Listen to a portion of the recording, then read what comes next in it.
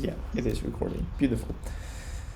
So, plan for today is HTML basics, what is DOM, CSS basics, advanced selectors, pseudo classes, pseudo elements, absolute units, responsive units, and CSS browser support. So yeah, we will go through all this stuff, and I'll create some some examples to show you how that works. And yeah, just let's start. So what is HTML? Anyone knows what it stands for? Hypertext Markup Language. Yes, correct. So this is basically not a programming language. It's just markup. You've created a markup. So we have some memes in the internet that HTML is not programming. And yeah, you can find some if you want. So yeah, you're correct. Hypertext markup language. So you basically creating structure for your page. Give a second. Oh yeah. Hello. Yes. So this is the basic the document structure. So the first line you've defined that this is HTML page, and the browser should treat it as HTML and render it and read it as HTML file. And HTML tag is the main one where you put everything you want. We have head and body. So head is where you basically giving instructions to your browser. It's not the only thing that will be rendered on the screen is title. So let me just go and quickly create terminal.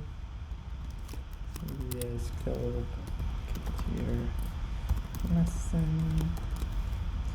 CD lesson. And we want to create. So by the way, you can concatenate all commands in terminal with ampersand. So I'm creating lesson folder, then I'm navigating and creating index.html. And we probably want to run it in code. So code, and the magic has happened.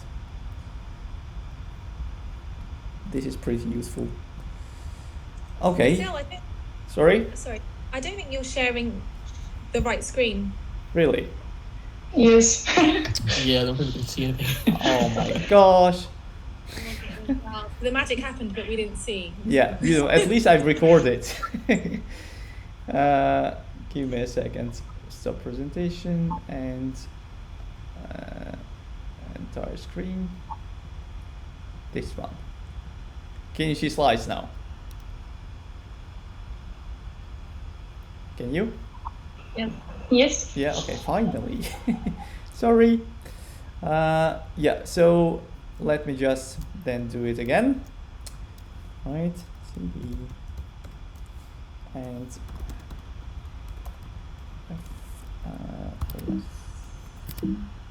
come on, oh, right, 24 CD desktop.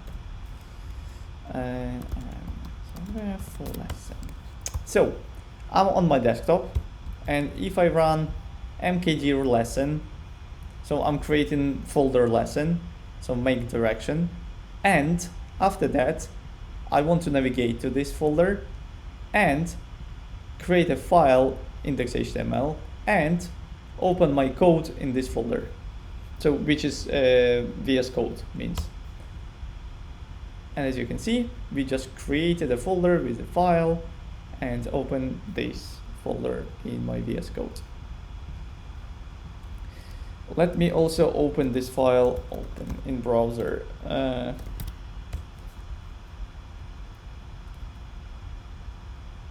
Oh right, yeah, it is empty.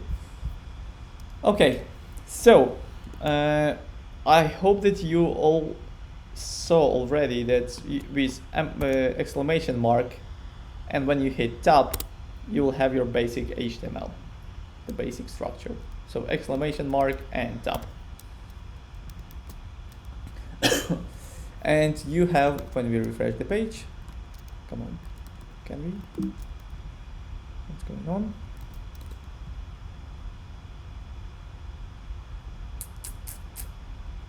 Crazy.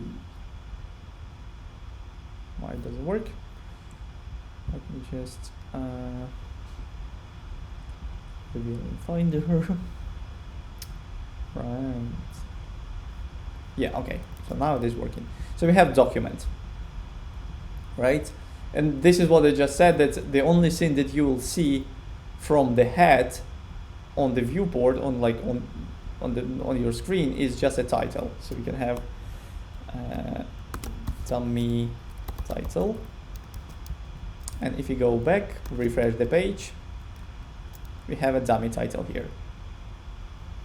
The rest attributes, it just, and tags, it just instructions for your browser, like the viewport, the widths, etc. So Unicode. So you just defining how to decode the characters here, etc. So it's not very important for now, and you rarely use these tags for your, like, it's very specific things, and you just need to, if you need something, you can Google and just add something. But normally here you put your CSS. So you put the link to your CSS, but we will get there. You will put some fonts, etc., links to fonts, but let's do it step by step. So this is head, and body is a tag where you have all your content that you want to render on the page. So if I create h1, we have hello, for example, and we have it. So yeah, go back to our slides. So head is for instructions for the browser, and the body is for the content you want to render. This is the declaration. HTML is a root element. So this is like, looks like it's not very important, but you need to memorize it, that HTML actually is a root element, not a body, so not body, because you might think that body is a root element because all your elements inside the body, but it's not. So the HTML is the root element. So yeah, head is basically, you can read all these instructions, description, what it does, etc. But I already explained it to you. So meta can have different attributes, and you can have a few metas to describe things you want to do. But again, this is very, very specific, and to be honest, I've never set some specific meta in my career, because yeah, it's just too specific. Oh, sorry. So the classic structure of any HTML tag is that you need to have opening tag, which is bracket, tag name, and closing bracket, and closing tag, which has this /.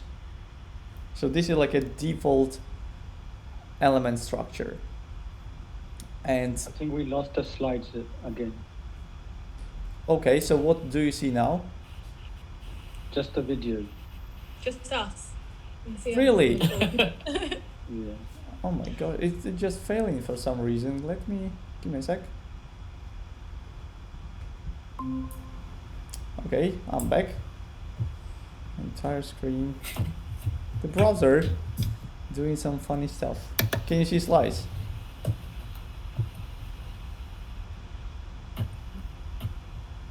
Can you see? It's now visible. Yeah. Okay. So yes, basically opening and closing, and if you go here, you have the same with for our H1, opening and closing. So normally you're not doing that manually, so you're not typing H1 close and then you do manually / oh gosh, I have autocomplete on any stage, so yeah, what you normally do is like H1 tab, and you have your tag. We also have some self-closing tags, but we'll talk about that in a second. So this is a default structure for any tag, for for most tags. Sorry, you can't hear. Can you hear me? Anyone? I don't think so. Wesley Okay. is talking. All right. Now, Yeah. what's going on? Yeah, we can hear you now. Okay. Yeah, that was better. Looks like my browser playing with me. Okay, yeah. So opening tag, content, closing tag. We call it element. The whole thing is the element. So each element can have attributes. So attributes, we have a lot of them. It can be class, it can be ID, it can be like anything, styles, etc. You have hundreds of different attributes, and you can create even your custom. So this is like a class, for example, is a default attribute. ID also is a default attribute that's like native for the HTML. But you also can create your own custom attributes like data hyphen, and call it whatever you want, like kitten, and put something there. We will get later in the course, you'll get why we might want to have such attributes, like the custom attributes. But for now, just keep in mind that you're able to create your own attributes. And like classes and IDs you use for stylings and for JavaScript to select your elements, but again, we will get to that point. So this is attribute, right? Attribute name, attribute value. Next thing is that we have self-closing tags. This is what I just mentioned, but how that works. So you have basically opening tag as usual, then you put all your attributes you need. You have / and closing bracket. This is self-closing tag. So we have image, we have input, we have not many. Give me a second. Let me think. I don't even remember, because again, usually if you want to create an image, you just image tab, and you're not actually thinking about is it self-closing or not self-closing.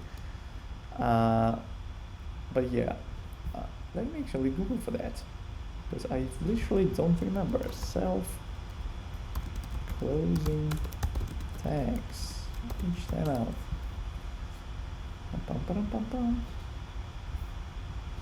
All right, HR for sure. HR, come on. So we have image, input, HR, come on, meta, track. Yeah, 3 basically. You can ignore the rest. So yeah, we have image, you have input, which is form. Basically, it is input. So this one is input, and we have HR, which is horizontal line. So if you refresh, this horizontal line is like a divider. So these 3 are most commonly used self-closing tags. So HTML tags, these are the most popular. So we have header, we have div, we have footer. Probably you very familiar with div, because this is literally the most the most popular tag that you might see, because you always use divs to wrap something, to create sections, etc. So div, footer, this is what you normally see in the end of any section, if it's very semantic website, or just in the end of the page, which is like where you have context, etc. So if you go to, for example, any website, I don't know, The Guardian, scroll down. So this is footer, right? we have P, which is paragraph. So you're wrapping in P just a regular text. It doesn't have any stylings. It just a default text element. We have H1 to H3, so we to H6. So we have like H1, H2, H3, H4, H5, and H6. These are headers. So if I create, let me just start to show you the difference. I will show you some more magic. Sorry. Probably we want to have some content. Text. And we have p tag text. Sorry, Wesley, what was it? H dollar, was it? Yeah. We will talk about this magic a bit later, because this is Emmet, and I'll show you how it works, how we do, why we use it, etc. Yeah. But yeah, this is a very, very useful tool. So, and here, if you go to our website, you can see that by default, the text size is different. So we have, this is H1, this is the biggest one. This is H2, H3, 4, 5, and 6. So H6 is the smallest. You normally use these for captions or something, but it's still bold. If you zoom, you'll see that it is bold. But text is just, it doesn't have any stylings. So it is very similar to H5, I think. Let me check. So by default, we have font size. Do you have font size here? For some reason we don't. But if I inspect this element, font 16, and this one 13, this one 16. Oh yeah, as H4 by default it matches with H4. But the whole point is that these are headers, and this is just a regular text that you normally use to put any text on the page. We have UL. Does anyone know what is that? Unordered list? Yes, this is unordered list. So that means that if I want to have unordered lists, and we have allies list item, right? Multiply 5, 4, let's say, too far, and I want item. So unordered list with 4 items, we don't have the order, we have just dots. You can style it, you can change it to some stars or dashes, but it's not numbers. We also have ordered list. So ordered list is OL. And now you have numbers. 1, 2, 3, 4. And you can have like the Roman numeration, but you can do that with CSS. But this is ordered list. Ally is a list item, so you put your ally in any list. So is it unordered or ordered? It doesn't matter. This is the same, the direct child basically. If you keep the correct hierarchy, you need to, the direct child for your list should be ally.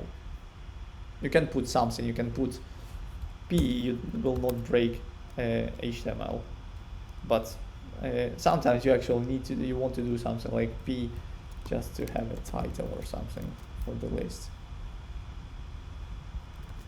So as you can see, we have it here. And this tag has default stylings again. We have, see that the green box, this is padding and the orange is margin. So you have some default stylings. Next step is form. So form is the place, basically the wrapper for your inputs. So every time you're creating an input, you want to collect some data, you need to wrap your input into form, your inputs. So for example, let's go further. If I want to create a form, I want to have a form, and I have input text, let's say placeholder name, and if I put button, submit, let's have first name and last name. So now, why jumping always? We have first name and the last name, and we have submit button. And I want to wrap it into the form, because if I click submit, if I remove my form wrapper, if I click on submit, it will just it will not handle the click. But if you wrap into form, and now Sam Smith, and if you click submit, it will submit the form. Yeah. So this is form, inputs, buttons. We have select. What select does?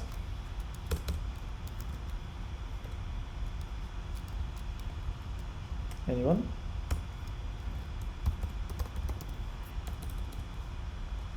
So select is a drop down, the native drop down.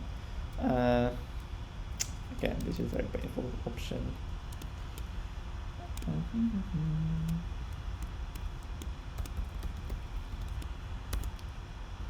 Multiply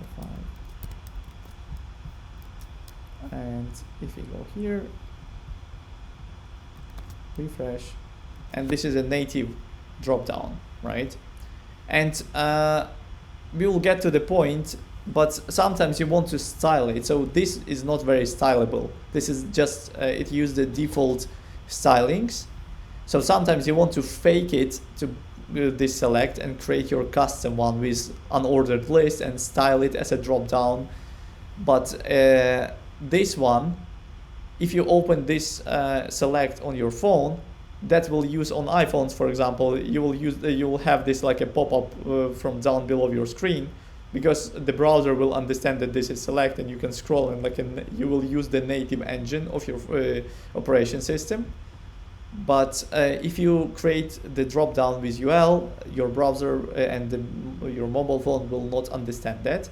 So sometimes if you build like a very sophisticated and accessible website, for design you're creating like a very nice with drop down with UL and list items, but you also having like option select, and when you're on like a mobile, so you have use media queries. So if you are on mobile device, you will hide your UL and show the select.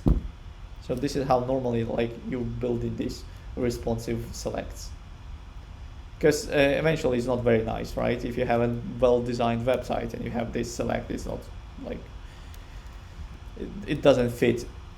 Normally it doesn't fit into any design. So we have label.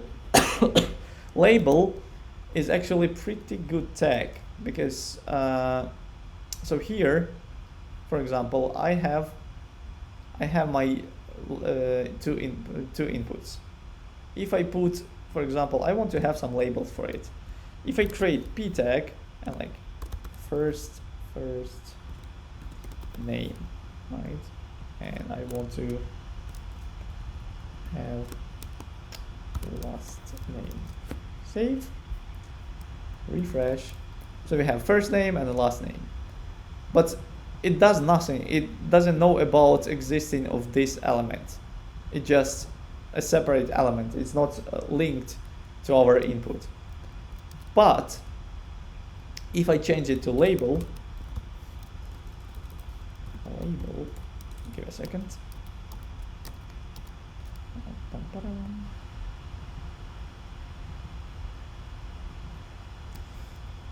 Label, and we add some ID to my element, like first name, and here we will add ID last name. Here we will put the attribute for our label, I'll put attribute 4 and use my ID from the input.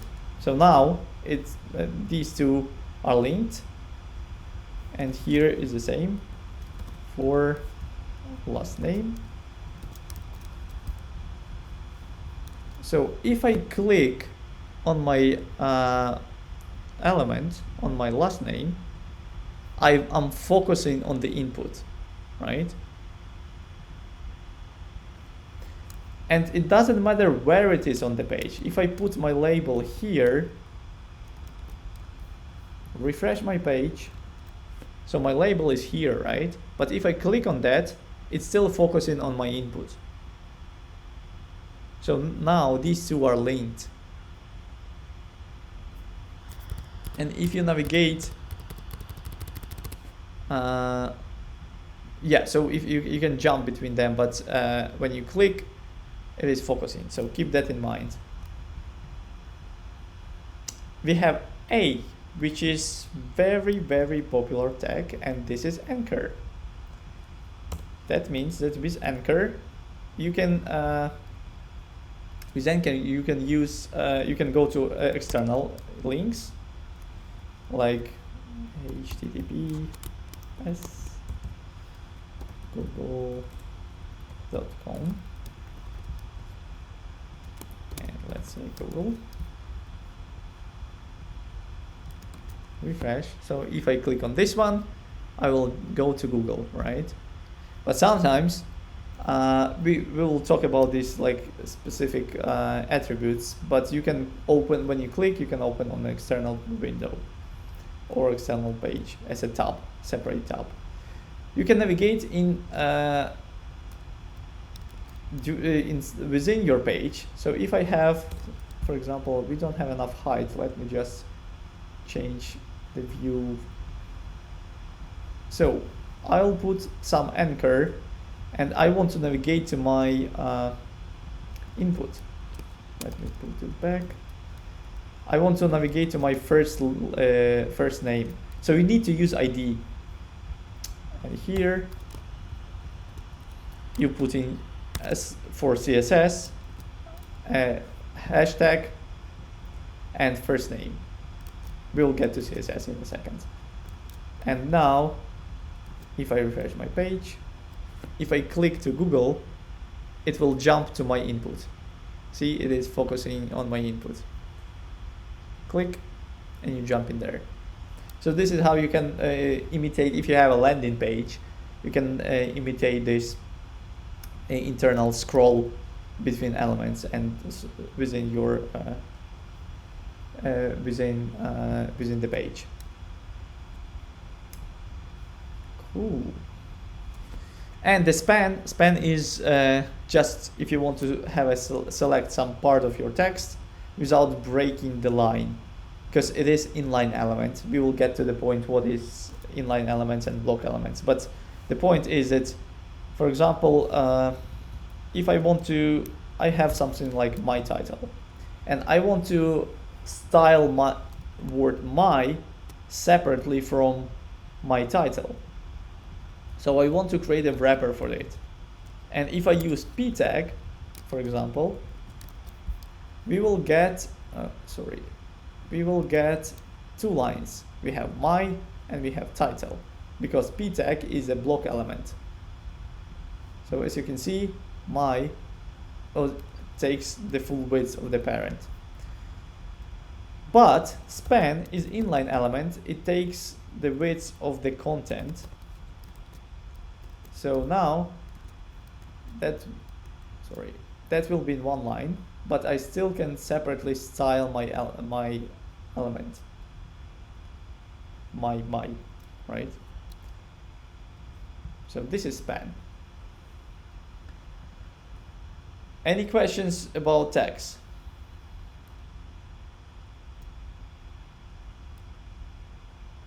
No? Okay. Let's go to anchor and image. So we have a few tricks there. So with anchor, href attribute is just where you put your link. You can have prefix mail to. So when you click on that, it will open your default mailing app, and you'll basically open the mailing app and create a new mail with the address from here. So if I go, let me back, remove this, and I'll create anchor mail to, and let's say, I don't know, sale at course.dev. Send an email. So if I go here, refresh my page, if I click on this one, it is asking me to open in my mail application. So if I clicked, let me go here, I will show you that it opened my mailer and it already put the address where I want to send it. So it took from the anchor, right? So this one is useful. Same we have with phone numbers. It is very useful. I don't know actually why many websites doesn't use it, because sometimes you searching, you browsing and looking for some website and some details, for example, and you land to the website and you want to open, you found the phone number, and sometimes you just need to manually copy it, paste it into the dialer and call. But if they will spend a bit more time and make their website a bit more accessible, they will use something like tell, and let's say we put some number, right? I will save it, refresh. So when I click, it will tell me that it will use FaceTime because I'm doing that from my laptop. But if you will open and click this link from your phone, it will just open your dialer with this phone number. So you just click on the on this link and just click call. This is it. It will save your time and it's more convenient to use. Another thing, we have target blank. So I'll show you.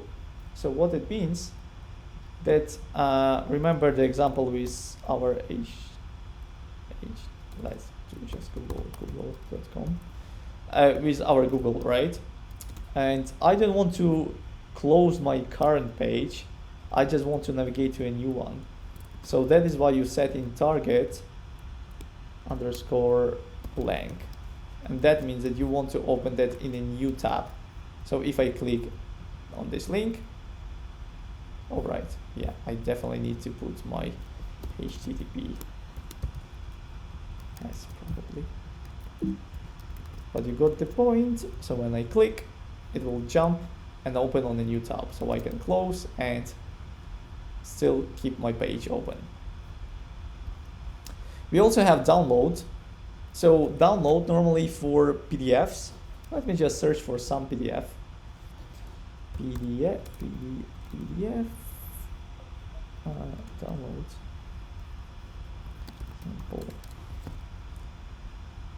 Simple PDF file. Yeah, this is PDF. Great. So I have some URL to the PDF. So if I put this here, and for example, I remove my blank,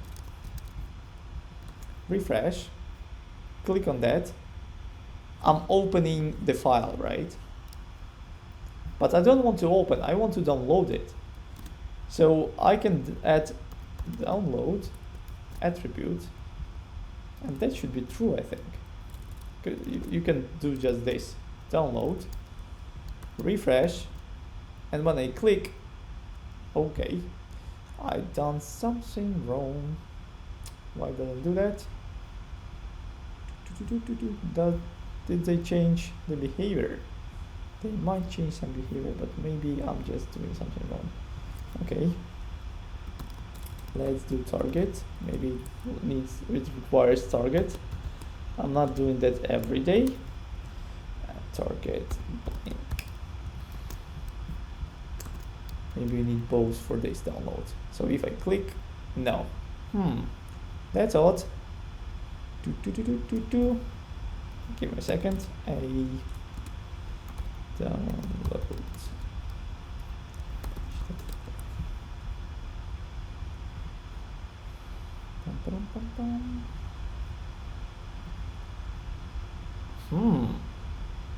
Look at these. Did I misspell it? No.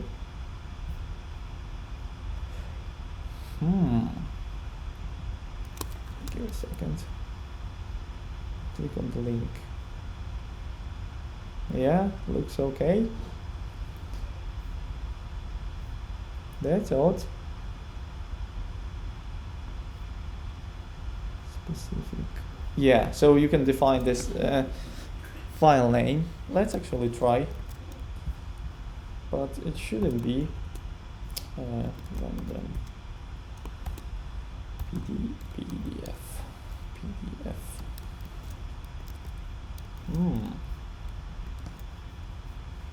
That might be, yeah. I think that the problem is that it is external link. Let me try this image. I never thought about that actually. Kitten. Oh, look at them. You say copy link address. Let me put this one. Refresh. Yeah, that should be an image. G, src, and this is self-closing tag, remember? Beautiful. What did I do?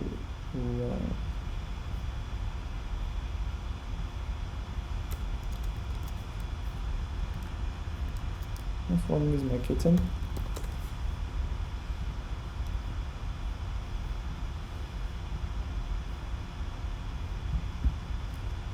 Copy image address.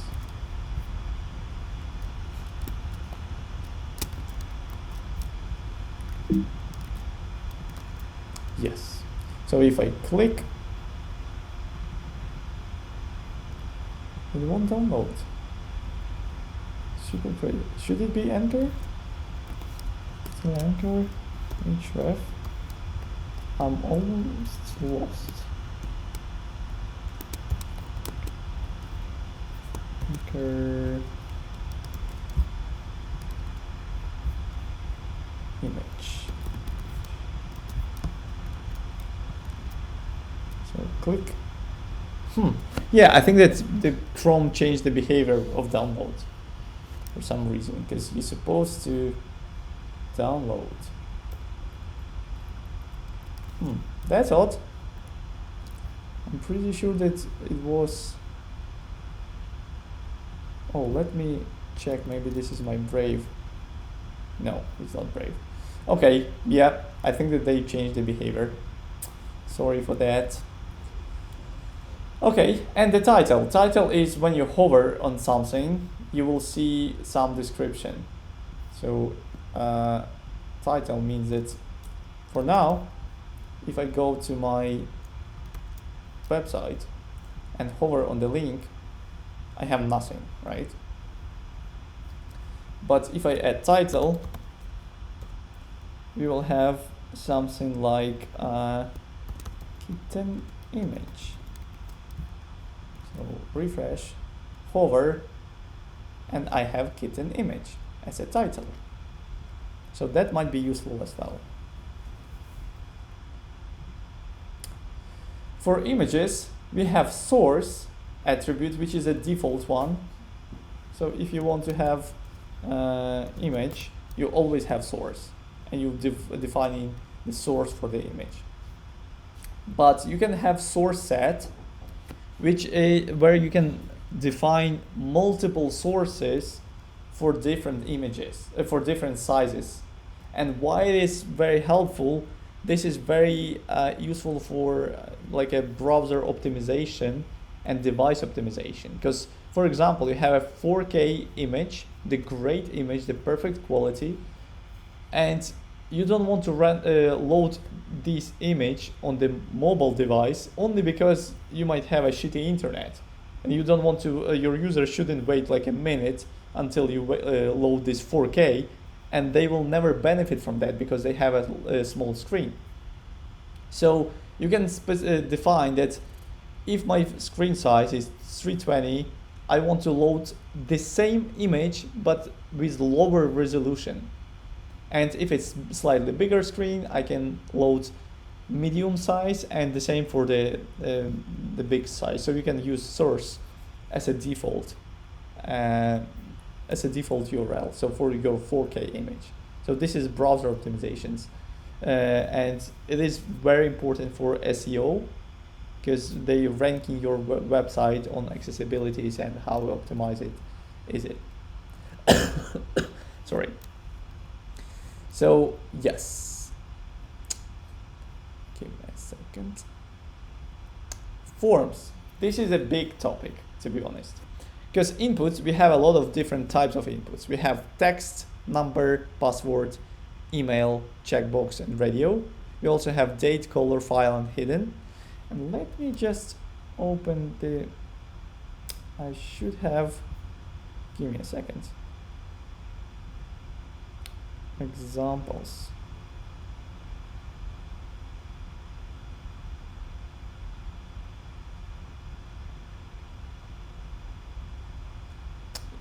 Yes, I definitely have examples.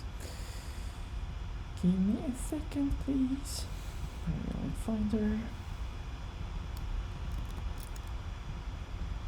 Let me replace my index with code examples. I'll share these code examples with you after the lesson. So if you go here, refresh my page, now we have these examples. So we have lists. So we have, I've prepared examples for you for every section. So you have all H, P tags. You have list, unordered and ordered, anchors. So for websites, email, mobile phone, and for the image. So we have the title, etc. For images, so here's this source set. So let me show you the example. Let me clear the cache. Delete.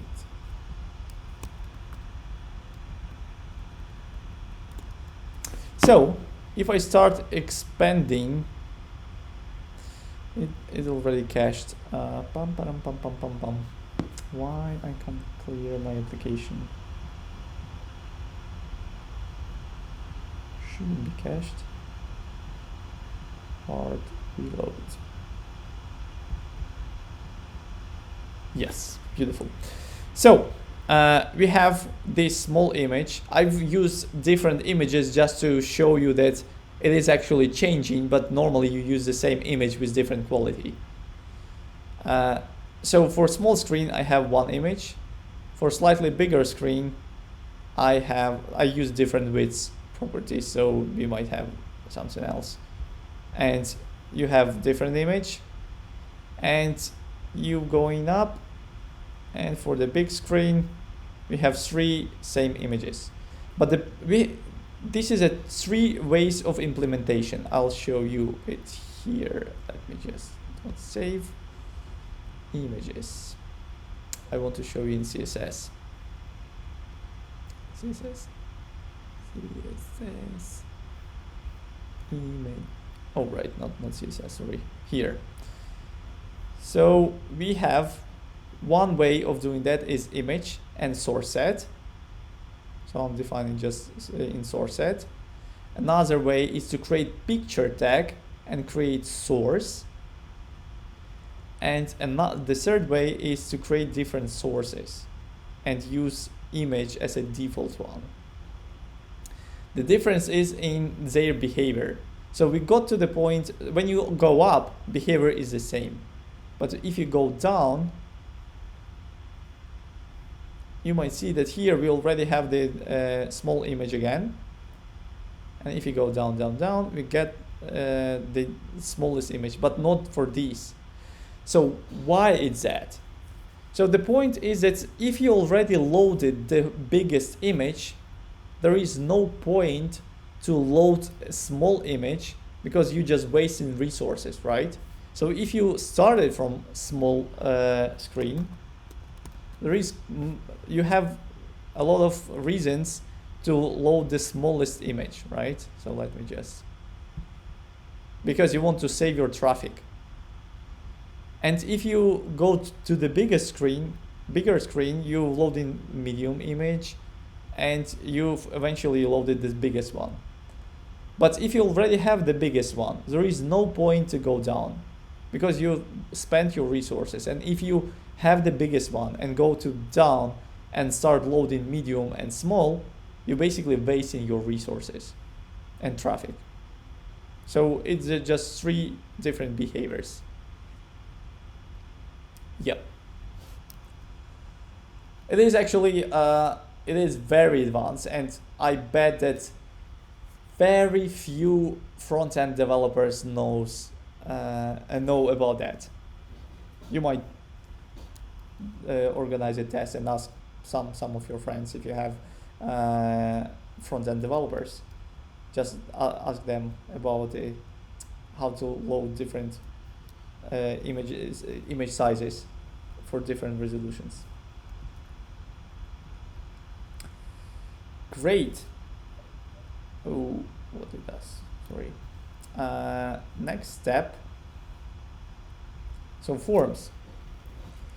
We have text input, so which is just a text. You put anything you want. We have so the difference between them in code is just an attribute. So type. For input you have type, and here we have default one is text. So you can put any text. We have number, we have password, we have email, and we have checkbox, and I'll show you in a second. We have radio, date, color, file, and submit. So text is just a text. Number is actually, you can see that you have arrows down and up, but I can remove it. I can put numbers, but if I try to type text, I can't do that because it validates, HTML will validate your input. For password, you might guess that if I start typing, it will show me dots. Without any stylings, it just show me dots because I just said that the password, the type is password. The same for email. It will require you to put to have a valid email, something like text@gmail.com. So it will validate. We have HTML checkboxes. So this is checkbox, right? The typical one. You definitely saw them a lot. And we have radio.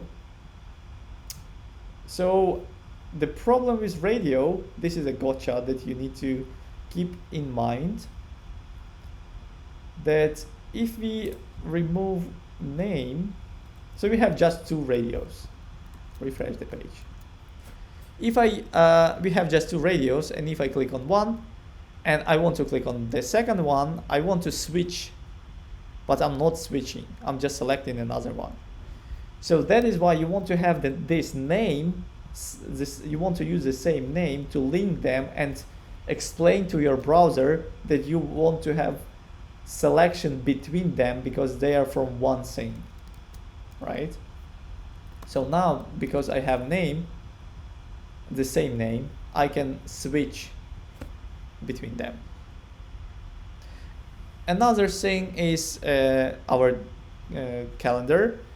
You might see that we have nice fancy calendar now because it was very ugly for last, I don't know, 15 years. I think that they updated it very, very recently. Come on, look at this. Super crazy. Yeah, so now, and I think that you're able to style it more now than that was before. It's much better for sure. We have color picker, which I've never used like on real projects. but you have it. And you will get, if you use JavaScript to get the value, you will see the actual hexadecimal color, I think, or RGBA, probably hexadecimal. But you can have a color picker. You will always use upload for your files. So when you click, you can upload something, right? And submit is for to submit your button, and as you can submit your form. Sorry. So if I put text, click. Why it's asking me? This is because for my inputs, I have required attribute.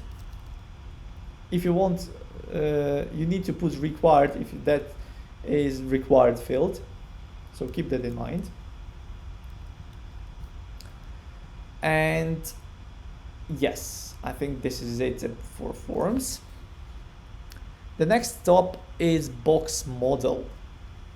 This is, you need to remember these colors. So this orange color is margin. So always, if you see the orange, you know that this is margin. This yellow-ish is border, and next is padding, and the blue one is the actual content area. So the place where you have your content. And we call it box model because every single element you have on your DOM is a box. So if you have, sorry, this is CSS. If I go to inspect my any element, you can see here that I have margin, I don't have border, the value is 0. I don't have padding, but still in box model it exists. It just doesn't have any values, and you have area, the content area. So this is a box model. Even if with CSS, let's go here, for example. If I set this one width to, I don't know, 200 pixels, and I will set border, sorry, border radius 50%. So even it looks like a circle, but if I hover, it's still a square, it's still a box. This is how it works.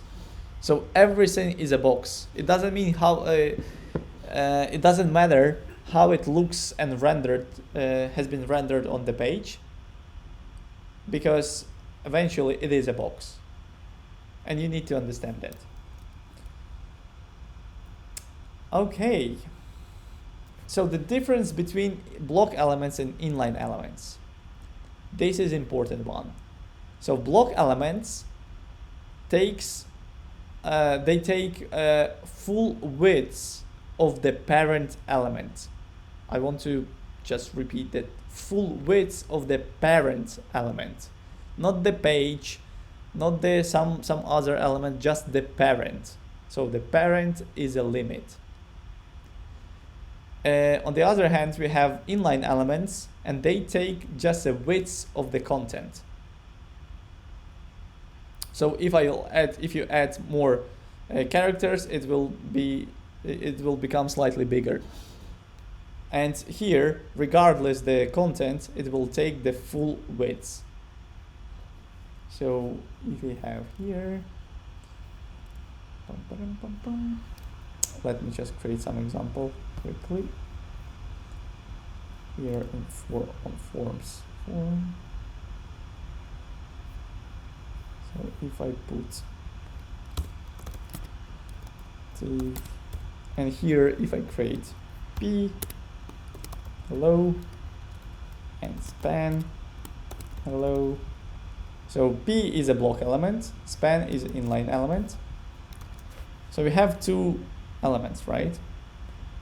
And if I inspect, p takes the full width, as you can see, and span takes only the width of the content inside.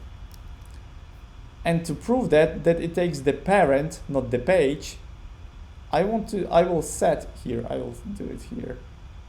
For the parent, I will set width of 300 pixels.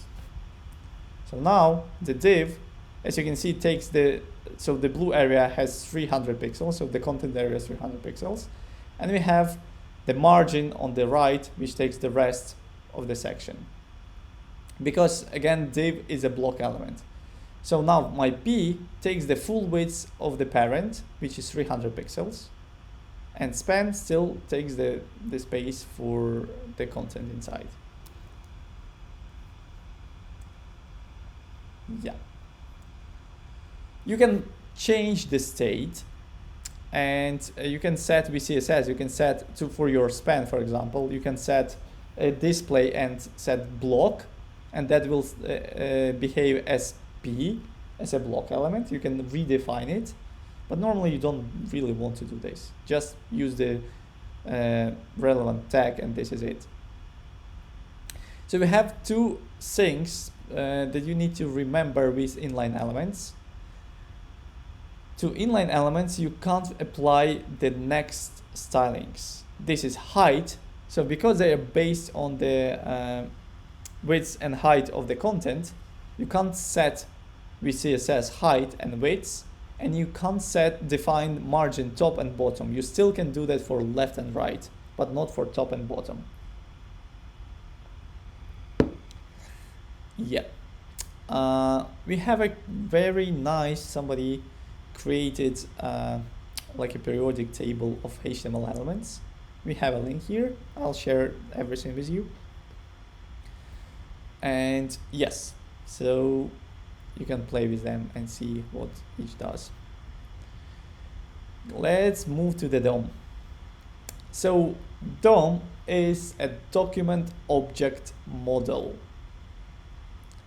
and it's not what you write in, it's not your HTML. So your HTML is a source for DOM. And basically when you create your HTML, what happens is that the browser will take you, the engine of the browser will take your HTML, run through their engine, convert it into document object model, and render it on the page. This is important stuff, and because of that, you can have event listeners on your elements. You can get elements from JavaScript. You can change and modify your HTML with JavaScript, and you can do a lot of smart things with JavaScript because of the DOM. And sorry.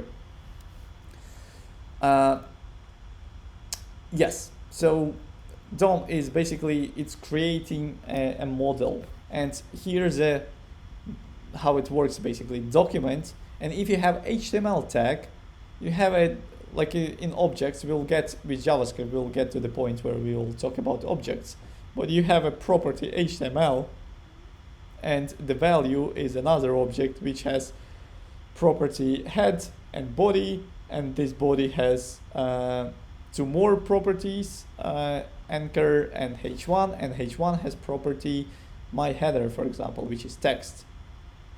So the property text with value my header, and this is how it works in general, but it will make more sense when we get to JavaScript section and DOM manipulation with JavaScript, which will be very soon.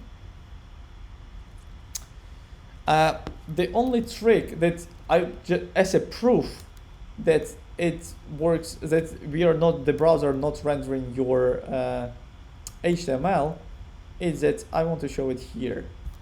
So we have our P and span, right? So we have open tag, closing tag, and span here, and closing tag. For example, accidentally, I forget about my closing tag for my P, right?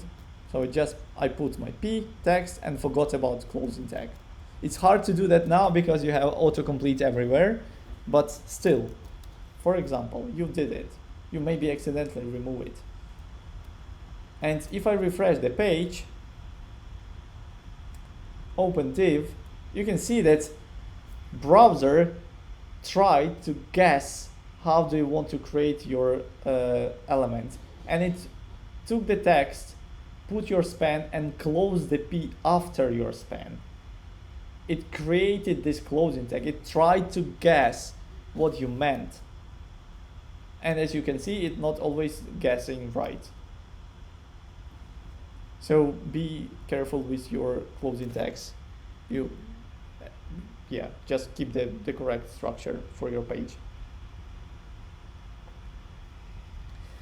Okay, do you have any questions about that? Anyone? I hear some snoring. Yeah? Okay, let's move further. So what is CSS? So CSS is cascading style sheets, and this is kind of typical explanation what it does. So HTML just a skeleton, right? So JavaScript is main system, and like this is whole logic for your website, and you can do everything. This is like a main engine for the website, and CSS it just makes it pretty. All it does, it just prettier for your website. And we have 3 ways to add stylings. We can do that inline, we can do that in the head as a style tag, and we can have a separate CSS file. So let me show you examples. So CSS. We can create inline stylings. We're doing that like here. So you create style tag. So you have h1, you have some class, it doesn't matter for now, but you create style and start writing your CSS. You're never doing that inline. The only case that you do inline is when you set in that with JavaScript, but this is very rare case. The next way is to have your stylings here in your head. You create style tag, and inside you just write in just a regular CSS. So if we can see that we have header, and we're styling some P. So let's go to our examples, refresh. We have our P text 1. Right, I'm probably text 1 class, yeah, aqua. Right, if I change it to, I don't know, green, it is green now, right? So you can style it from the head. But the most commonly used is that you styling your HTML from CSS files. And to add CSS file, you're just doing this link and defining the URL to your index or to your CSS files. And in my case, I've created the index CSS and wrote some CSS here. So 3 ways to add CSS. Let's get to the structure. So inline stylings, as I just showed you, just write style and the actual stylings, styling values and properties. Head stylings, you create style tag and write your regular CSS, the same that you will write in CSS file. And the separate, and the last one is a separate CSS file. So here, some like dictionary for that, for our CSS. So this one is a selector. It can be just P, it can be a class name, it can be a ID name, it can be combination of both, but we call it selector. Here, like color, font weight, background color, etc., whatever you want to have here, we call it property. And this is a value. So the actual value that you assign into properties. You have color and you want to set it to green. So selector, property, value. specificity. This is a great subject. You'll struggle with it a lot, I promise you, even after you start working as a developer. But yeah, this is funny part. So basically we have like the common rule is as close your CSS is, as higher priority it has. So if I have here, if I have background color for my header green, and I want to do the same here, restyle header to background color yellow, for example, right? So I want to, I'm expecting to redefine it to yellow. So if I refresh, I still have green one, right? We have green. But if I remove from here, refresh, now I have yellow. So because it is closer to the element, it applies this one. And the same with the index file. So if I define my stylings for this element for header here, it will be overwritten by header, and then it will be overwritten by inline stylings. So this is how how the specificity works. But like the general rule is that when you create stylings, for example, let me just show you an example. Do we have H6? Let's create a 6 text. Scroll down, and we have H6. So let me refresh. We have text here, and I want to style it. So color green. So as you can see, it is green now, right? I can restyle it by defining it down below. Color blue. Refresh. I have it blue. This is because CSS is cascading style sheet. So if you define the same, if you try to select the same element and try to redefine the same property down below, you will do that. It will redefine it. So this is cascading style sheets. And this is how the normal flow works. And for example, I want to style my header. So we have some inline stylings, right? So it is green. And we tried to overwrite it here. We couldn't do that. We go here and try to overwrite with, I don't know, blue. And, sorry, refresh. Still, we couldn't do that, right? It's still green. But there is one thing that you can do is write important. And that means that ignore everything you have and just use this. So now, if I refresh, it is blue. But you never want to use it. Never, ever. Because if you have a huge CSS file, or maybe you have, I don't know, 20 of them, and they are all big, and you start writing important, sorry, that means that on some point you try to overwrite some stylings and you couldn't, and you will spend a day just to figure it out why you couldn't redefine your CSS. And this is because somebody left important on some point. So don't use important. Another thing is, so like we have ways to select our elements, which is class and IDs, right? So we have class and we have IDs. I know my header.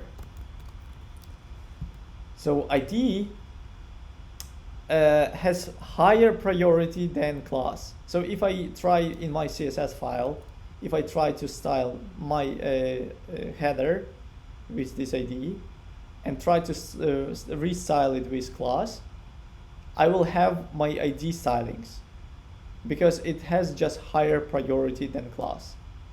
So normally how we are doing these stylings, we use classes for stylings for CSS, and we use IDs for JavaScript. We don't use IDs for CSS because it has a very high priority, and the only way to override stylings selected by ID is to use important.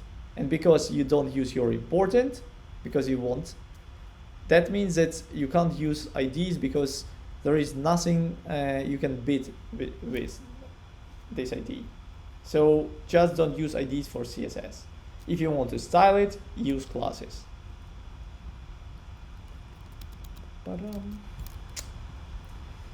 Yes, great. So we have specificity key calculator. That might look confusing, but let me show you the example.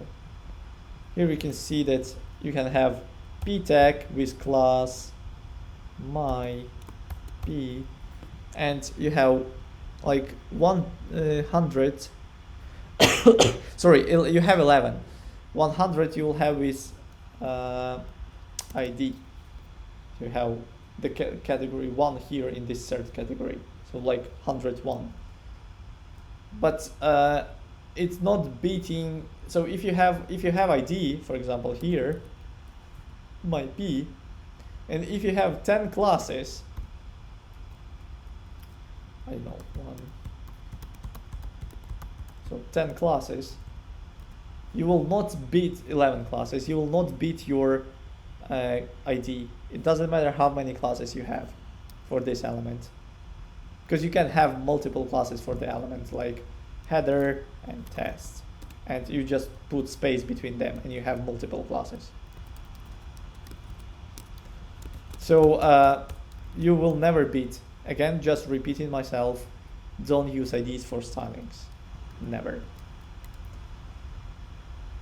Okay. So yeah, important. Don't use it. Because this is like a very easy way to, like a very easy trap to get into, because you try to solve and redesign, like restyle some elements, and you just wasting your time, and you just don't know why you couldn't do that. And it's easy just to put your important, but yeah, it is a solution for this particular moment, but you'll blame yourself in the future when you get back to that element and try to restyle it again, because this is, yeah, just don't. Okay, yeah, so you can have combining selectors. Combining selectors means that if you have, for example, you have H1, 2, 3, 4, 5, 6, right? You can style them with H1, H2, H3, H4, H5, because they will have similar stylings.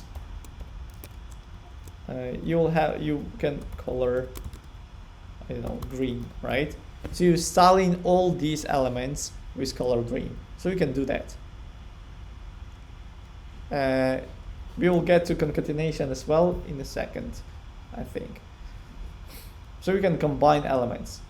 Color systems, we have a few things. So for color, we have the most commonly used is hexadecimal colors. So it's basically 6 symbols, numbers and characters. And because this is VS Code, I can hover on my color and just play, and that will change the value. We have HSL, which I never, so this is hue something. I never use it, and people normally don't use it. RGB is, again, you probably will never see in production RGB, but you will see RGBA. which has alpha channel, so you can have opacity. So this is like 50% of opacity, or 20, 30%, 20%. So this also very commonly used. So you can switch between them if you want. This is VS Code, so it helps you, just makes your life easier. Yeah, so this is color systems, and CSS units is a crazy part. So we have sorry, let me just show you examples. Pseudo classes, elements, absolute units. So we have absolute units. We can use centimeters, we can use millimeters, we can use inches, pixels, petas, and picas. In real life, you'll use just this, just pixels. If you are a web developer, you'll use just pixels. You might use centimeters and millimeters if you're optimizing some documents. So let's say you have a website, and when you click Command P, you want to restyle. For example, you have an article, you want to publish, you want to print the article, so you can use these stylings and use centimeters and millimeters because this is for print. But like in real life, you working as a web developer and you will use pixels. Yes. So advanced selectors. We already know tag, class, and ID, right? So you can select by tag name, like P or H5 or whatever. We can select by class, and we can select by ID. But we have a few more. So we can concatenate our elements. So I'll show you an example here. So where's my responsive units? Concatenation, give me a second. Pum, pum, pum.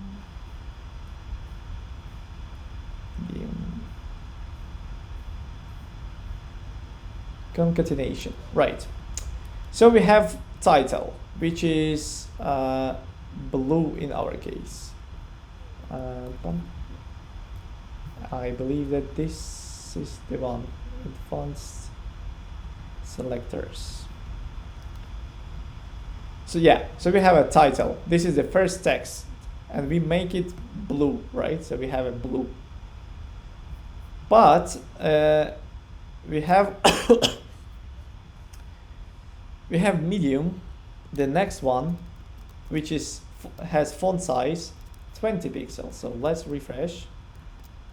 And now this text has class medium, and it has 20 pixels. And you might see that the next one actually took stylings from title and took stylings from medium, right? It pick up these stylings because it has title and it has medium. But what if you want to style this specific element? So you can concatenate these. Sorry, what was the noise? Hello. Yeah, sorry. So you can concatenate them and have something like, if the element has title and medium, I want to make font size 30 pixels. So we are looking for the element that has two classes. And in our case, not this one. In our case, this element has two classes, title and medium.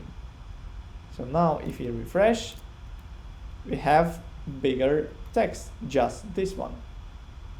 So we are overwriting.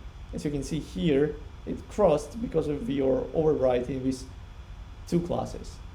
And we overwriting it because, again, we combining classes and we increasing specificity of our selector.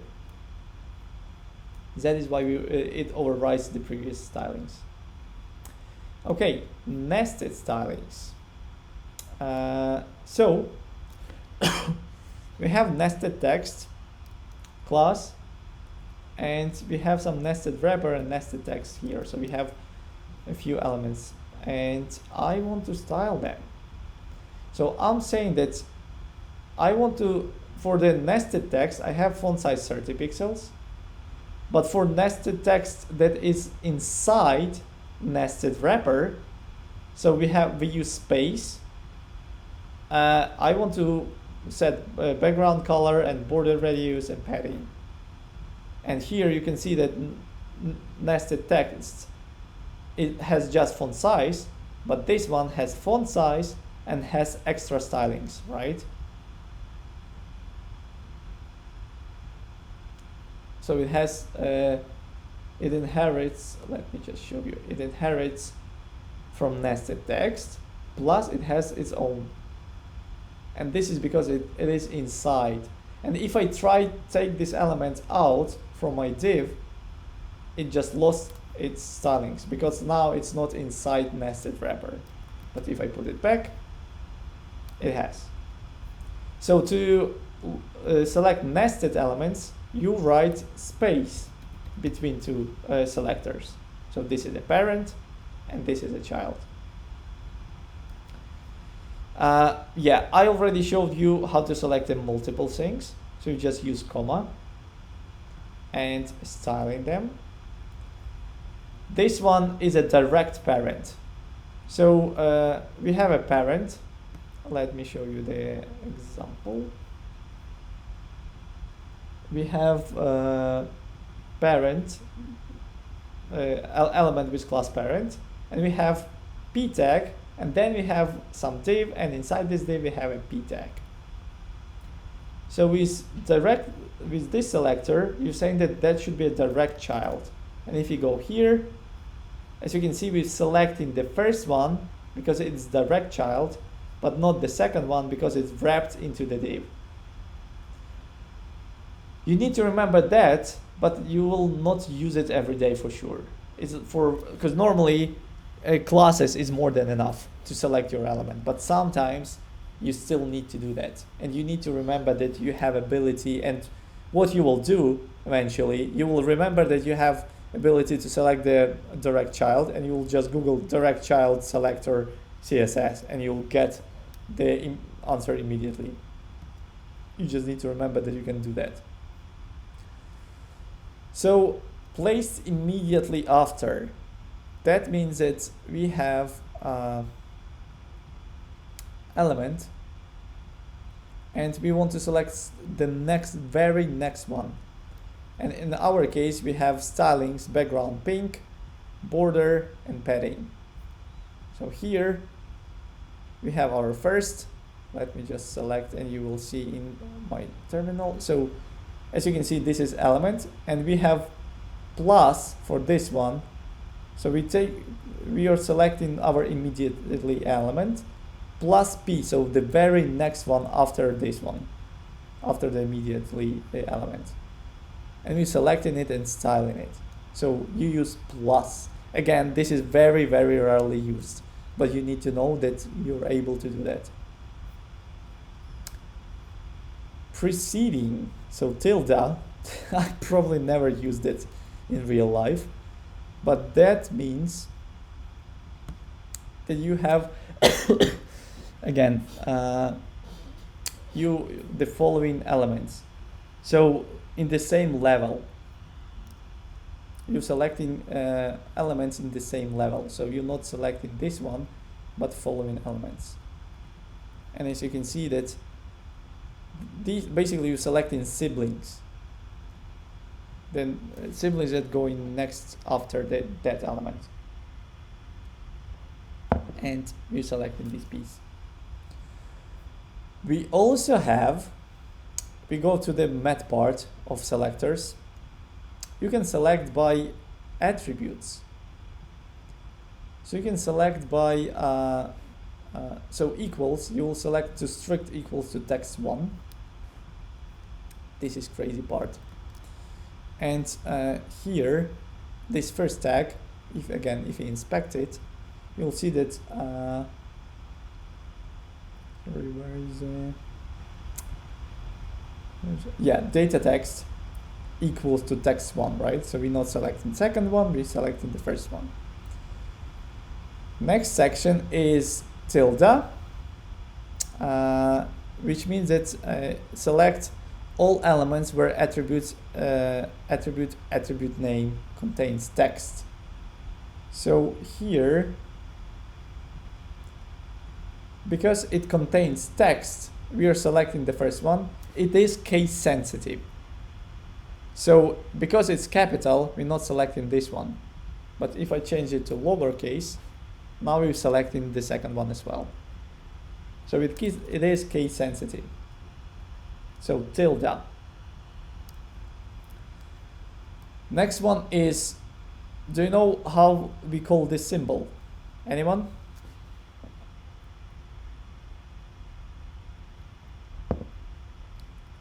No? So we call it pipe, not stick, just pipe. And yeah, so we're selecting where the attribute starting with the value. So here on my example, we are looking for text, and we're selecting only the last one because it takes, again, it is case sensitive, but it takes underscores. It doesn't take as a divider, and it thinks that this is the one word, and it looks for exact match. But the hyphen, it takes as a divider for two words, and it takes that you're actually exactly matching the one word. That is why it's highlighting. And again, if I change this, I will select this one again as well. Hat is about if you begins sorry, if the selector begins, and the difference here is that it doesn't matter is it concatenated, because you're looking for a substring, let's say, for a part of the text. So now, even if it's concatenated, it's still selecting it.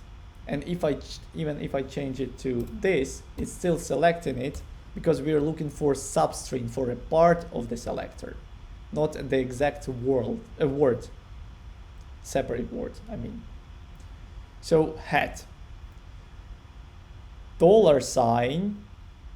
Again, I'm going through all of this very quickly because you'll never use it on daily basis. And this is very specific things that you will definitely Google, and don't take me wrong, but I'm Googling that when I need it like once a year. I know that it exists. I know where to look for and how to look for. I'm just Googling quickly for the exact syntax and like, okay, I need to do this. I'm done, and for the next year I'm free.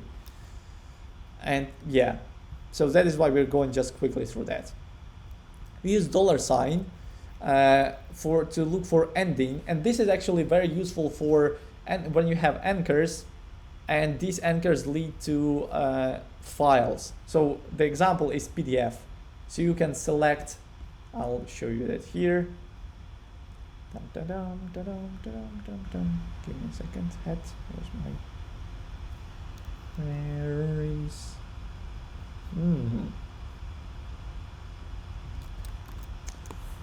$sign. Oh yeah, I'm blind. Yeah, this one is wrong. And this one is correct. Okay, yeah, so $sign means that, so here we're looking for text. But normally you will probably look for PDF, for example. And if the URL ends with PDF, you want to make it downloadable, or you want to style it as a file, so you may put an icon on that, or you want to do some other specific stylings because this is a file and PDF file. And the same for images or any other files. You can style them separately, which is very, very useful. So asterisk means that look for just any match of colors in our case. It's not case sensitive, so you can have hundreds of coders. Coders are everywhere. Just coders in our team. It doesn't matter. It just looks for a match. It can be capital. No, it can't be capital. Okay, it's still case sensitive. Weird. I was sure that it is not. But yeah, okay. So it's still case sensitive. But it doesn't matter. Is it a part of word, or it's just a separate word, or yeah, it doesn't matter. It just looks for the match, for the substring match anywhere in the value. So these are like advanced selectors, and again, you'll definitely not use it often. So don't be bothered very much with these attribute selectors and this tilde plus. Maybe this one, maybe more simple, is sometimes you'll use it, but yeah. So we've covered already these attributes. So pseudo classes, we'll get into pseudo classes, which is another part of CSS. So for pseudo classes, is basically describe you representing state of the element, and that means that you can have active state. You can, so this is for anchors, checked for checkboxes. So you can style if my box is checked, I want to make some specific styles for that. And disabled for example, you have an input or you have a button, you can disable it and that will be grayed out. Let me just show you pseudo classes. So for example, active. So when active means that if I press and without releasing, it is showing you stylings, these yellow stylings, right? See, if I release, it will show me the default stylings. For checked, if I click, oh right, I commented out, sorry. Let me just go back to my code. So for checked, I want to have specific stylings and I want to have a line through, like cross the selection.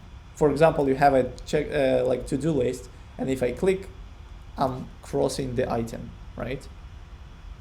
You can do that with CSS. So disabled, let me just do the same. I want to gray out the element if it's disabled. As you can see, it is disabled now, so it's grayed out, right? You can select first child, last child. You can select specific child. So if you have a list, I want to select the first child and of the list, right? And you can style it separately. You can select last child in the same way, and you selected the last child, which is pretty obvious. You can select the second child, for example, or any other child by passing a number, so first, second. Or you can go crazy and just selecting every second number, every second element, starting, so this is offset from the third one, right? So offset 3 and then every second. So starting from third one and just jumping through one. So focus means that you're focusing on the element. So let me just again uncomment and refresh.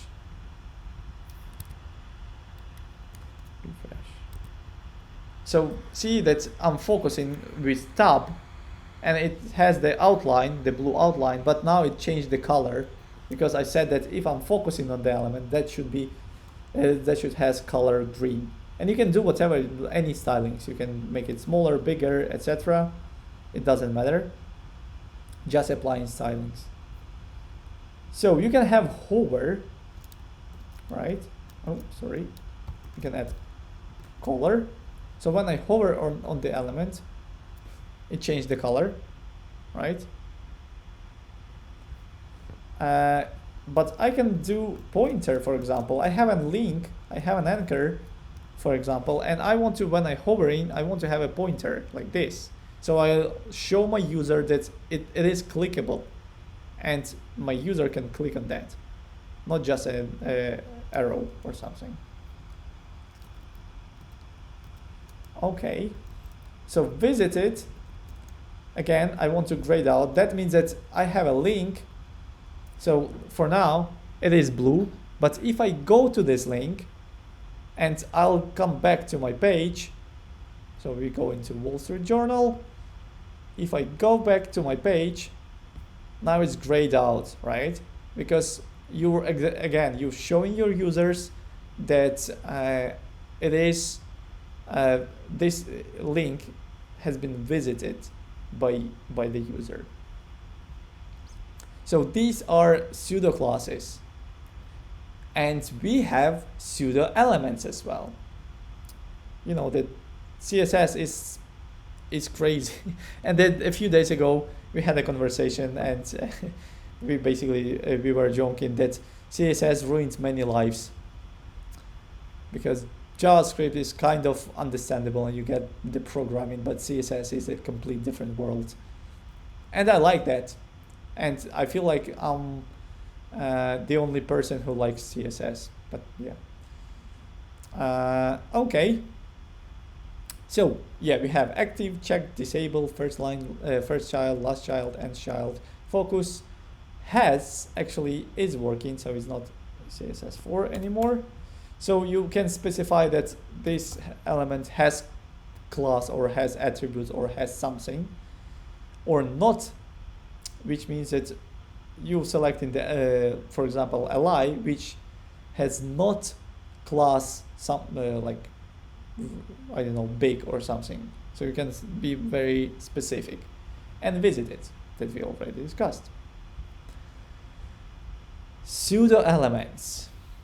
Pseudo elements are basically faked elements. You can fake the element with CSS. And we have after, before, first letter, first line, and placeholder. So after, I'll show you examples.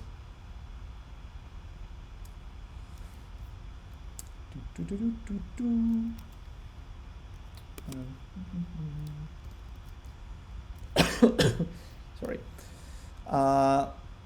So to create a fake element before or after, you need to put content, and you can put actually content like hello kitten.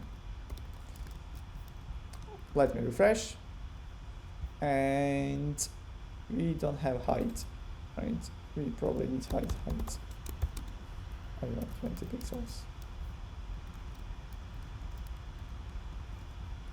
Where's my, give me a second. Yeah, you can see that we have hello kitten there, right? If I remove height, I'm just wondering. Yeah, we have hello kitten. I've just faked the element. It doesn't exist in HTML, it's just a CSS thing. But you can put something, and it is very helpful when you try to play with some shadowing layers, or you want to add some, I don't know, circle or any element that you want to kind of fake. And you can do this here. You can fake in the same way the element after. So now, as you can see, I'm faking before with border green, and after with border blue and blue, color blue. So we have first letter. So as you can see that, let me just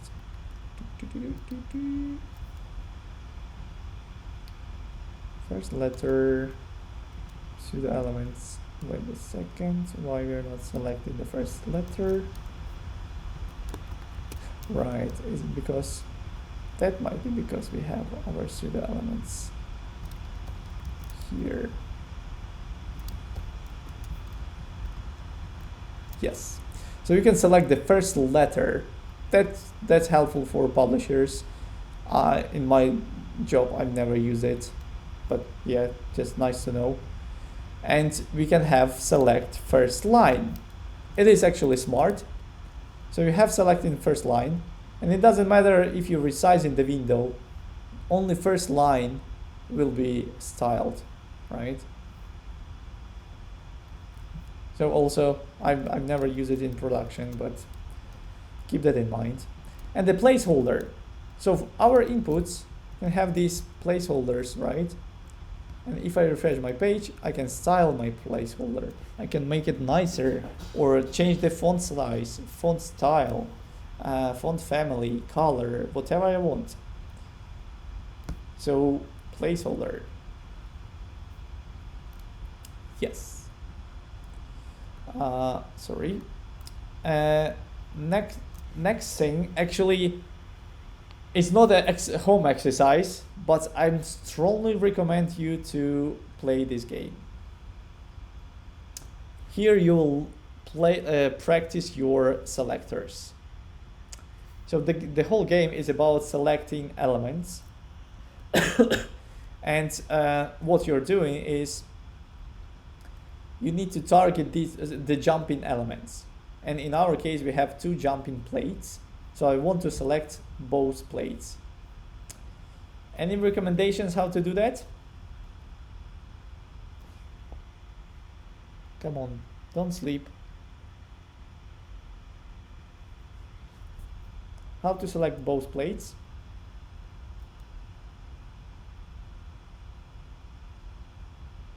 Just grab the tag and we can. Sorry? You can grab the tag. Which tag? The plat tag. This one. Yes. Now I want to select bentos, right? So like bento. Now I want to select only plate with ID fancy. So to select with IDs, you use hash, right? And just put fancy. And then you have a apple, which is inside plate. So not both. So I can't put just apple. It doesn't work. I need to select the nested element, which is in our case plate apple. And it has 32 levels. So I strongly recommend to play this game. And you can find it in our slides. Sorry, yeah. So we talked about absolute units, responsive units, and this, yeah. So we have a list of responsive units. We have EMs, which are based on closest defined font size. So if you have, I have an example here. So by default, if you set for the page, you define that font size should be 14 pixels, which I did here, right? 14 pixels. And I'm setting 2M. That will multiply my 14 pixels by 2, and we will get 28. And if you inspect, you can see that it is font 28 times, right? But let's imagine absolute. Give me a second. Responsive units. I want to show you an examples. So imagine that we have div. Here, I know, some random div class text. We have here, we have some p, and we have inside this p, we have span text. So let's refresh the page. So we have hello span text, right? We can write our CSS here. So if I set font size font size to 1.5 em, we will get 21 pixels, I believe. And if I hover, yes, 21 pixels, right? Now, if I set font size to my p tag to 2em, how many pixels we will have?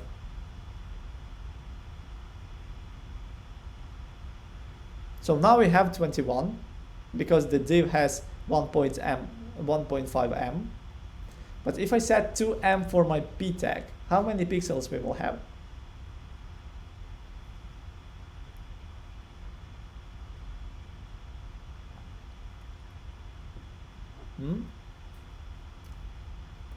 What is your best guess? Around about 30, 50. So how do you calculate that? Because 1.5 m is 21, then 0.5 would be a bit more than 21 anyway. Is that correct way to collect it or not? So it basically, as I said, it based on the closest defined size. So because the div has 1.5 and it is 21, so now our 2em will be based on this font size. So your 21 will be treated as 1. So you basically multiply now 21 by 2. So this is how ems works. And see, now you have 42. And for span, same thing. Because we defined it already font size on P, font size, if you set to 1em, it stays the same. If you set to 2em, we will get 84 pixels, right? Or we can set 0.5, which is back to 21. Because it is based on closest defined font size. And the closest defined for span is P. And for P is div. And for div, in our case, is body. But yeah, does it make sense?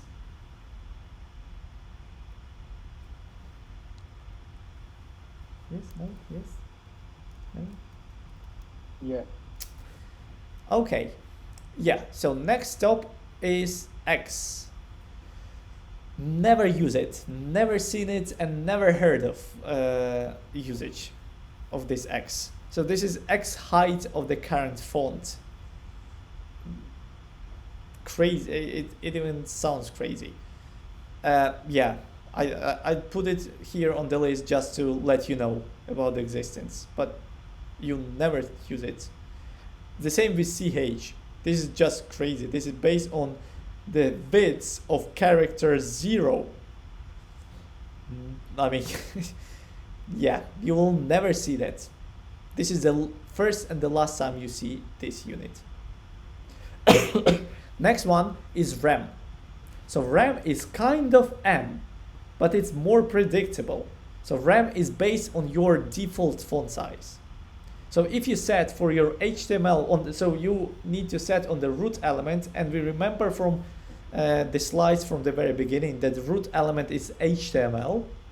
So if for HTML you'll set font size to 12, your one rem will be equal to 12 pixels. Or if you set to 14, that will be 14.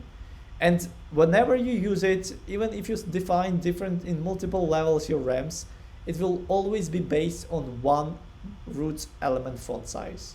So if you have two rems, you definitely know that this is 2 times of the root element font size. It's not like with ems where it's just built on top of each other. It's just based on the root element, which is much more predictable. Next thing, v widths. This is very useful. The next two is very useful properties, because v widths and v height units. This is viewport widths, and this is viewport height. So let me quickly show you an example. Let me just delete this. So we have a div with viewport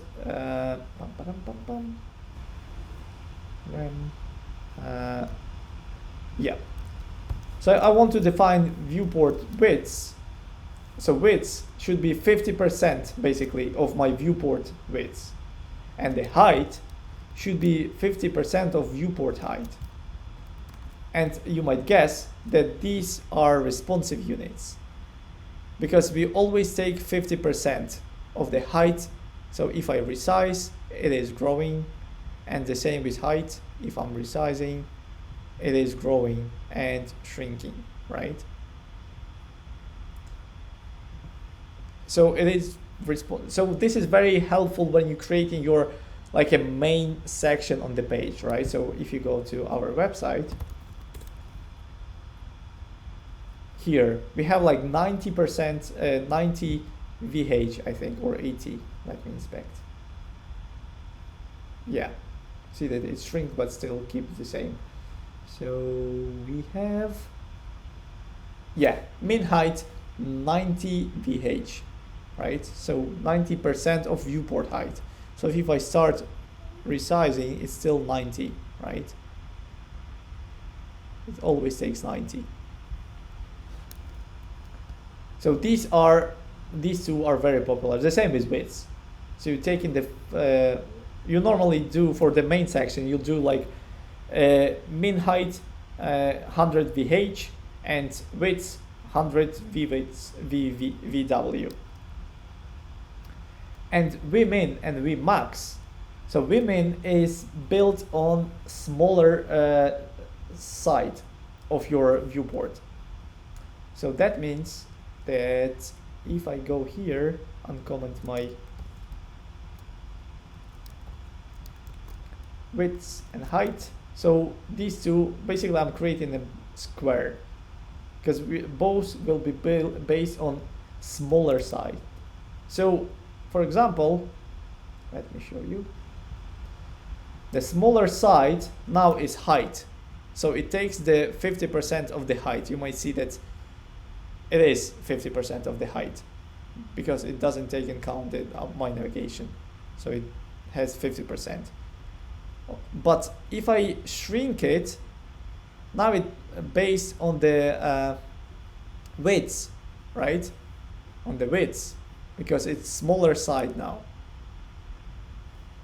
And if I put it back, now the smaller side is height, and it's based on the height now. And the same with Vmax. So it's based on the bigger side. Let me refresh.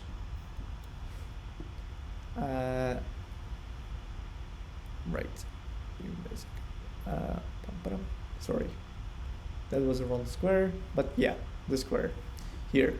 And Vmax is, so if I have, it takes the 50% of the width, because it's a bigger side. But if I start shrinking, now it takes the 50% of the height. You might see that it is 50% of the height. So based on the bigger side. To be honest, I never use it in real life, because normally you just use V-width and V-height. This is it. Yes. And percentage. Percentage is the most popular probably from responsive units, because you always use like 100%, 80%, 20%, 33.3%, etc. This is very, so we just have just percentage. I don't even have an example because it's too obvious. So you have, for example, you have this one, and that will be based on the parent. So if I set width of 30%, it will be based on the parent, and parent for us is this div. So it will be 30% of this div. Yeah, it's just percentages based on the parent. And the last thing is a browser support. So not every single property from the CSS is supported by every single browser, especially for old browsers and especially for Internet Explorer. And we have a great website for that. And properties that we discussed today might be supported, like all of them. But when we get to Flexbox, when we get to CSS Grid, CSS Grid, for example, Grid, you might see that Internet Explorer still struggling with it, and the old one doesn't support. So here you have like a table which browsers support and which version of the browser supports particular properties. So if you could go like grid template column, Internet Explorer doesn't support it at all, right? And I'm lucky because I'm working for a company that doesn't support Internet Explorer. Literally, if you're landing to our application from Internet Explorer, we're just showing you the message that sorry, you need to change the browser. And yeah, that saves my life and my mental health, because Internet Explorer is bad, let's say. So yeah, you always, if you're saying that you've done everything right, you write the proper CSS, and it for some reason it doesn't work, the first thing you want to do is to go to can I use and look for your property, because that might be a reason, and that might be the main reason why it doesn't work. And we have like a progressive enhancement, which is you writing for shitty browsers first, and then just adding, so you're styling everything for shitty browsers, and then you just adding extra nice feature for more modern browsers. We call it progressive enhancement. And we have another approach, which is regressive degradation. I don't remember the proper name, but that means basically the opposite. So you're building for the most modern browsers and using latest CSS, but you're writing fallbacks for the older browsers to cover some extra gaps. Yeah, so Can I Use is a good site just for you when you're writing your CSS, because sometimes that might be a thing. Yes, I think this is it. Stop sharing. Yeah, so, oh, sorry, I just switched off myself. So this is CSS, the first part. I'll send you 2 links. First is just to build a very simple HTML page, very, very basic one. And on Thursday, we will talk about Flexbox. And you need, on Thursday, I'll give you like a very, not very, it's just, I'll show you. Let me show you. You need to show you. Entire screen.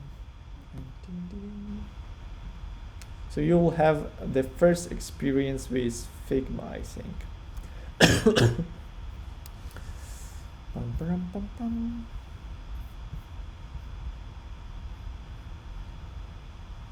Yeah, you need to build this website, but that will be, like, give a second. Yeah, access it. So all our projects will come with designs, and basically here you can download all assets, images, etc. Check the font size, for example, the font weight, like the font weight, font size, font family, and you can basically take all assets if you need. You can click on the image, click export, and save your image. So this is the first, basically that project will be for you for like on Thursday. I'll give it to you. And we will cover Flexbox, so you just need to build that with Flexbox. But for today, we have, let me just show you. Oh, it is here in Figma.